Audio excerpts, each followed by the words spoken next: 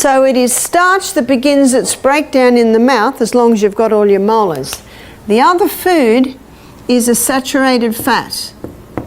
Saturated fat begins its breakdown in the mouth. Saturated fat is a combination of short and medium chain fatty acids.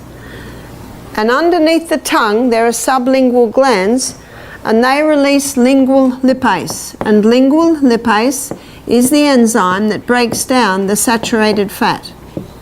So saturated fat is unique in that the breakdown begins in the mouth. That's the only digestion that happens in the mouth. But something very important also happens in the mouth, and that's chewing. We've got teeth for a reason.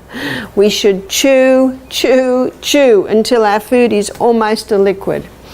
And then the food comes down the esophagus through this little gateway here called the cardiac sphincter and into the stomach.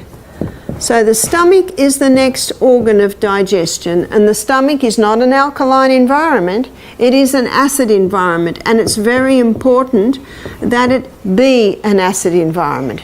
You see, the folds that line the stomach are like this, and they are lined with gastric glands, and 2/3 of those gastric glands release mucus. And what that does is that provides a thick mucosa wall protecting the stomach about what is released in here. Now what's released here is pepsinogen, and the other enzyme that's released there is hydrochloric acid. Now in an acid environment, pepsinogen and hydrochloric acid unite to release pepsin. And pepsin is the enzyme that breaks down protein. So the only food that's broken down in the stomach is protein, and it's broken down by pepsin. Hydrochloric plays a very important role. You see, hydrochloric acid not only unites with pepsinogen to release pepsin that breaks down the protein, but hydrochloric acid is antifungal, antibacterial.